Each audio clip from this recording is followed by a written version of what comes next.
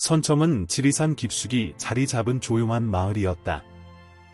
이곳에서는 전통과 현대가 조화롭게 공존했고 마을 사람들은 평화로운 일상을 이어가고 있었다. 마을의 중심에는 오래된 개신교 교회가 있었고 그곳의 목사님인 김성진은 주민들 사이에서 존경받는 영적 지도자였다. 성진 목사는 매일 아침 일찍 일어나 교회에서 기도로 하루를 시작했다. 한글로 쓰여진 성경 구절들이 교회 벽을 장식하고 있었고 그는 종종 이 구절들을 묵상하며 깊은 영적 평화를 느꼈다. 그의 하루는 대부분 교인들을 방문하고 그들의 고민을 들어주며 위로와 조언을 나누는 것으로 채워졌다. 마을 사람들은 성진 목사를 신뢰했다.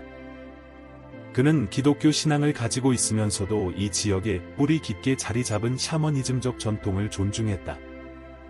그는 이러한 전통들이 이 땅의 문화적 유산이라고 생각했고 종종 설교 중에도 이러한 전통적 지혜를 인용하곤 했다.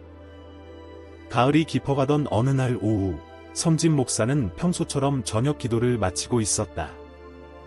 갑자기 산에서 들려오는 이상한 소리가 그의 주의를 끌었다. 처음에는 바람 소리라고 생각했지만 곧 그것이 늑대의 울음소리라는 것을 깨달았다. 한국 늑대의 울음소리는 오래전부터 이 지역의 전설에서 중요한 부분을 차지했지만 실제로 들어본 사람은 거의 없었다. 호기심에 이끌려 교회 밖으로 나온 성진 목사는 놀라운 광경을 목격했다. 멀지 않은 곳에 한 마리의 늑대가 서 있었다. 회색빛 털가죽을 가진 그 늑대는 마치 별빛처럼 빛나는 눈으로 그를 응시하고 있었다. 늑대는 위협적인 모습을 보이지 않았지만 그 시선에는 무언가 깊은 의미가 담겨 있는 것 같다. 지나가던 몇몇 주민들도 늑대를 발견하고 놀란 표정을 지었다. 그들은 곧 불길한 징조라며 수군거리기 시작했다. 하지만 성진 목사는 달랐다. 그는 이 만남이 단순한 우연이 아니라는 강한 직감을 느꼈다. 늑대의 눈빛에서 그는 무언가 특별한 메시지를 읽을 수 있었다. 늑대는 잠시 그 자리에 머물다가 천천히 산 쪽으로 걸음을 옮기기 시작했다. 가끔 뒤를 돌아보며 성진 목사를 바라보는 모습은 마치 그를 따라오라고 초대하는 것 같다. 성진 목사는 깊은 고민에 빠졌다. 그의 마음 속에서는 이성적인 판단과 영적인 끌림이 충돌했다. 해가 저물어가는 하늘을 바라보며 성진 목사는 중대한 결정을 내려야 했다. 늑대를 따라가야 할까? 아니면 이 모든 것을 무시하고 평소처럼 저녁 예배를 준비해야 할까? 그의 마음 속에서는 이미 답이 정해져 있었다. 그는 자신의 영적 직감을 신뢰하기로 했다. 성진 목사는 늑대를 따라 산속 깊은 곳으로 들어갔다. 돌이켜 생각해보면 이것은 무모한 결정이었을지도 모른다. 하지만 그의 마음 속에는 이상한 평화로움이 가득했다. 바위투성이 산길을 지나 어둑해진 숲속을 걸으면서도 그는 두려움보다는 호기심을 느꼈다. 늑대는 때때로 걸음을 멈추고 뒤를 돌아보며 성진 목사가 잘 따라오고 있는지 확인했다. 그 모습은 마치 오랜 친구처럼 자연스러웠다. 잠시 후 그들은 작은 숲속 빈터에 도착했다. 그곳에서 성진 목사는 충격적인 광경을 목격했다. 한 마리의 암늑대가 새끼들과 함께 누워 있었다. 암늑대는 다리에 심각한 부상을 입은 상태였고 새끼들은 불안에 떨며 어미 곁을 맴돌고 있었다. 성진 목사의 마음은 순간 아픔으로 가득 찼다. 그는 주저없이 자신의 셔츠를 찢어 임시 붕대를 만들기 시작했다. 괜찮아. 두려워하지 마. 그는 부드러운 목소리로 말했다. 놀랍게도 늑대들은 그의 접근을 허용했다. 수컷 늑대는 계속해서 주변을 지키고 있었지만 그의 눈빛에는 이제 신뢰가 깃들어 있었다. 성진 목사가 암늑대의 상처를 치료하는 동안 그는 이 늑대 가족이 평범한 동물들이 아니라는 것을 직감적으로 알 수 있었다. 그들의 눈빛에는 인간적인 지혜가 깃들어 있었고 그들의 행동에는 분명한 목적이 있어 보였다. 마을로 돌아온 후 성진 목사는 깊은 생각에 잠겼다. 그는 이 만남이 단순한 우연이 아니라는 것을 확신했다. 하지만 이 사실을 마을 사람들과 공유해야 할지 고민되었다. 특히 최근 들어 마을에서는 산에 대한 불안감이 고조되고 있었기 때문이다. 다음 날 아침, 교회 주변에서 늑대 발자국이 발견되었다. 소문은 빠르게 퍼져나갔고 마을 사람들은 불안해하기 시작했다. 일부는 이것이 불길한 징조라고 했고 또 다른 이들은 마을의 안전을 걱정했다. 목사님, 이건 분명 좋지 않은 징조입니다. 교회 장로 중 한 명이 걱정스러운 목소리로 말했다. 옛날부터 늑대가 마을에 나타나면 좋지 않은 일이 생긴다고 했습니다. 하지만 성진 목사는 달랐다. 그는 이 늑대들이 위협이 아니라 오히려 중요한 메시지를 전달하려 한다고 믿었다. 그는 매일 밤 몰래 빈터를 방문하여 늑대 가족에게 음식을 가져다 주었고 암늑대의 상처도 계속해서 돌보았다. 빈터 주변을 조사하던 중 성진 목사는 흥미로운 발견을 했다. 바위에 새겨진 오래된 문양들이었다. 그것은 기독교 상징과 한국 전통 문양이 독특하게 어우러진 것이었다. 특히 그의 눈길을 끈 것은 늑대와 십자가가 함께 새겨진 문양이었다. 이 발견은 성진 목사의 호기심을 자극했다. 그는 마을의 역사를 더 깊이 파고들기로 결심했다. 특히 마을 박물관에 보관된 고문서들에는 분명 이에 대한 단서가 있을 것이라고 생각했다. 하지만 그의 이러한 행동은 일부 마을 주민들의 의심을 사기 시작했다. 마을 박물관은 오래된 한옥을 개조한 작은 건물이었다. 성진 목사는 늦은 밤까지 이곳에서 시간을 보내며 고문서들을 연구했다. 박물관 관리인인 박영호 할아버지는 처음에는 의아해했지만 곧 성진 목사의 열정에 감명을 받아 기꺼이 도움을 주었다. 이 문서들을 보세요. 목사님, 영호 할아버지가 오래된 문서 하나를 조심스럽게 펼쳤다. 여기에는 우리 마을과 늑대들의 오래된 관계가 기록되어 있습니다. 옛날에는 늑대들을 산의 수호자라고 불렀다고 해요. 문서들은 놀라운 이야기를 들려주었다.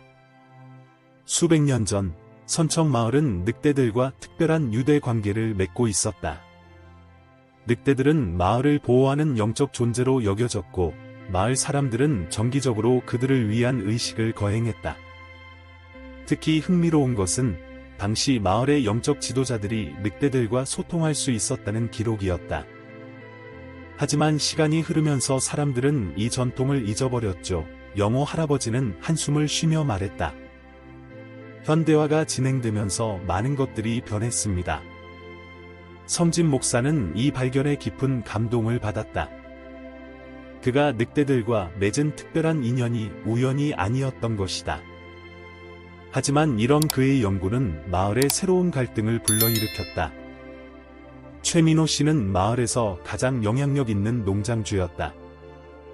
그는 마을 회관에서 열린 주민회의에서 강력한 주장을 펼쳤다.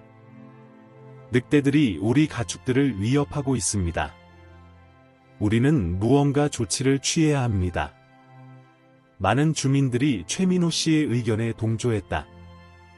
특히 최근 들어 늑대 울음소리가 자주 들리고 발자국이 발견되면서 불안감은 더욱 커졌다.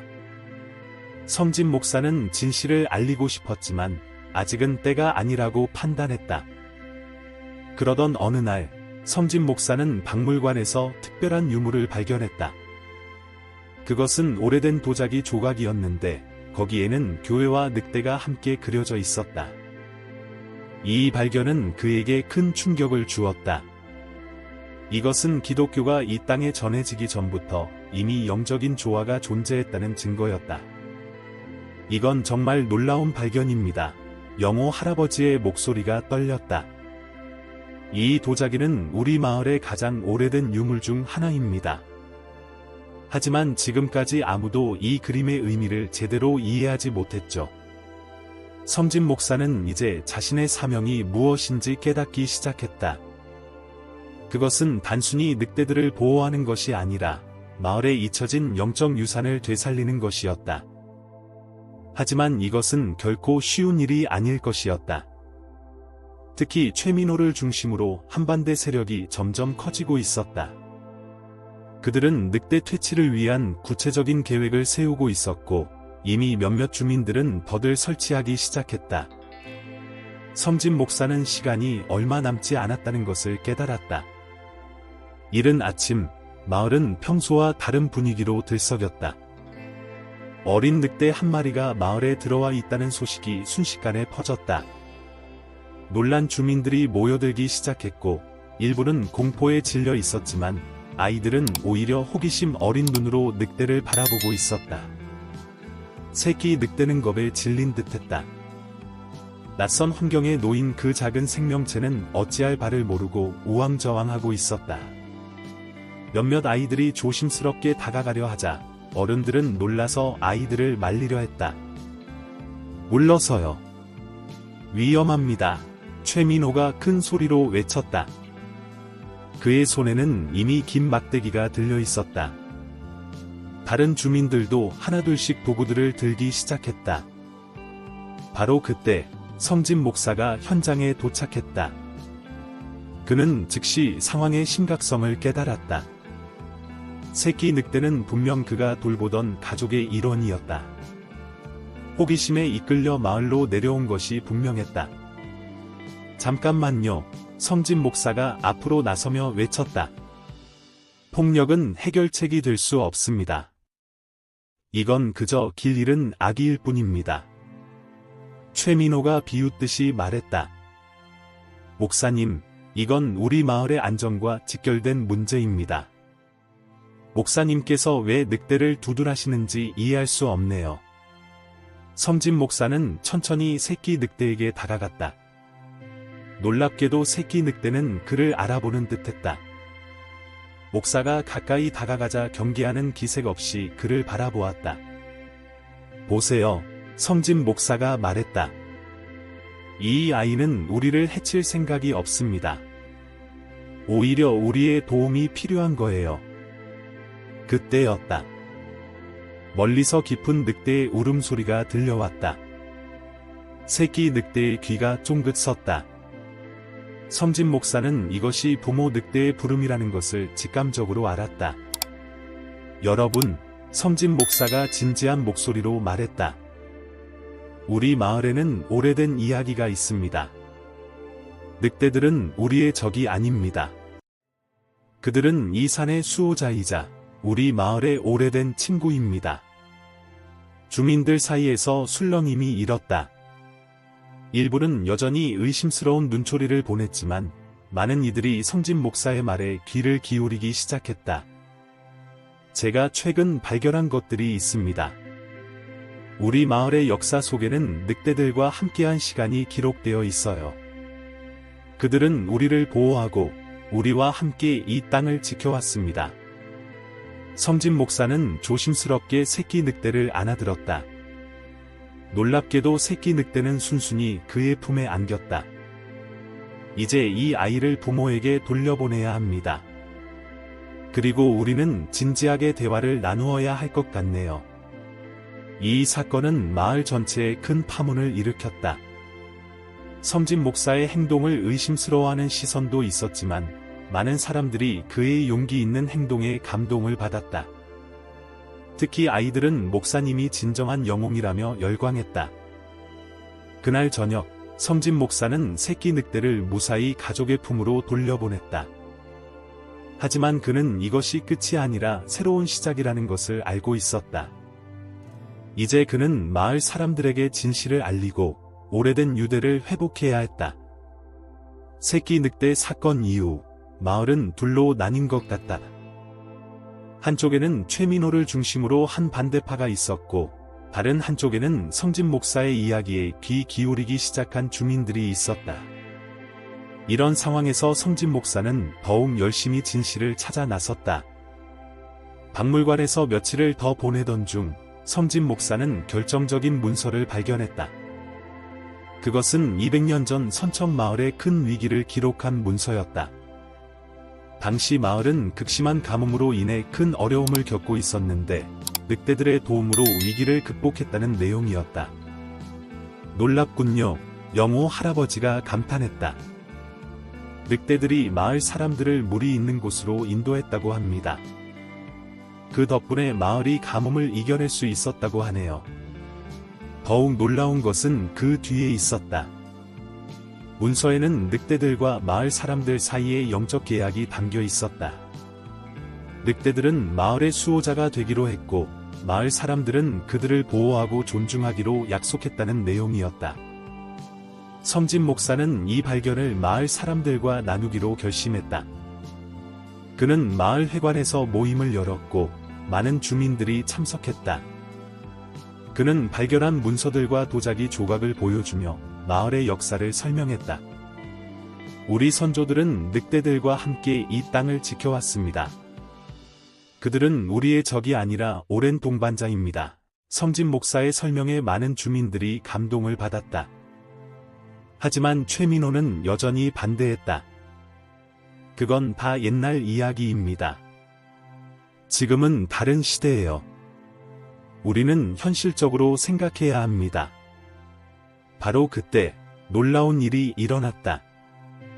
수컷 늑대가 마을 어귀에 나타난 것이다. 이번에는 무언가를 물고 있었다. 성진 목사가 조심스럽게 다가가자 늑대는 그것을 그의 발 앞에 내려놓았다. 그것은 오래된 도자기 조각이었다. 놀랍게도 그것은 박물관에 있는 도자기와 똑같은 문양을 가지고 있었다. 이 순간 모든 것이 분명해졌다. 늑대들은 단순한 동물이 아니었다. 그들은 마을의 역사와 전통을 지키는 영적인 존재들이었다. 이건 기적입니다. 영호 할아버지가 떨리는 목소리로 말했다.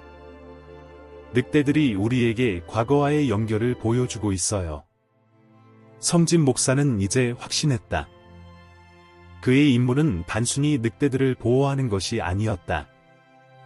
그것은 마을에 잊혀진 영적 유산을 되살리고 자연과 인간의 조화로운 공존을 회복하는 것이었다. 하늘에서는 비가 내리기 시작했다. 오랫동안 계속된 가뭄 끝에 찾아온 단비였다. 주민들은 이 모든 것이 우연이 아니라는 것을 직감적으로 느낄 수 있었다. 성진 목사는 하늘을 올려다보며 미소 지었다. 변화의 시작이었다. 갑작스러운 폭풍이 선청 마을을 덮쳤다. 며칠 동안 내린 비로 산에서 흘러내린 물이 마을을 위협하기 시작했다. 주민들은 마을 회관으로 대피했고 모두가 불안에 떨고 있었다. 이런 폭풍은 처음입니다. 최민호도 이제는 겸손한 목소리였다. 우리가 할 수 있는 게 없을까요? 바로 그때 멀리서 늑대의 울음소리가 들려왔다. 이번에는 여러 마리의 늑대가 동시에 우는 소리였다. 성진 목사는 직감적으로 그것이 무엇을 의미하는지 알았다. 늑대들이 우리를 부르고 있어요. 그가 단호하게 말했다. 그들은 안전한 길을 알고 있을 겁니다. 처음에는 아무도 움직이지 않았다. 하지만 물이 점점 더 불어나자 선택의 여지가 없어졌다. 성진 목사의 인도로 주민들은 조심스럽게 늑대들의 울음소리를 따라 이동하기 시작했다. 놀랍게도 늑대 가족이 그들을 기다리고 있었다. 이제는 완전히 회복된 암늑대도 그들과 함께였다. 늑대들은 주민들을 더 높은 지대로 인도했다. 그곳은 200년 전 문서에 기록된 바로 그 장소였다. 이곳이 영호 할아버지가 감격에 겨워 말했다. 우리 선조들이 늑대들의 도움으로 발견한 바로 그 장소군요. 안전한 곳에 도착한 주민들은 깊은 감동에 빠졌다. 최민호는 성진 목사에게 다가와 고개를 숙였다. 죄송합니다, 목사님. 제가 잘못 판단했네요. 폭풍이 지나가고 며칠 후 마을 사람들은 중요한 결정을 내렸다. 그들은 옛 전통을 되살려 늑대들을 마을의 수호자로 다시 인정하기로 한 것이다. 교회 옆에는 작은 기념비가 세워졌고 거기에는 늑대와 십자가가 함께 새겨졌다. 성진 목사는 매일 저녁 산을 바라보며 미소 짓는다. 이제 그는 진정한 영적 조화가 무엇인지 이해하게 되었다.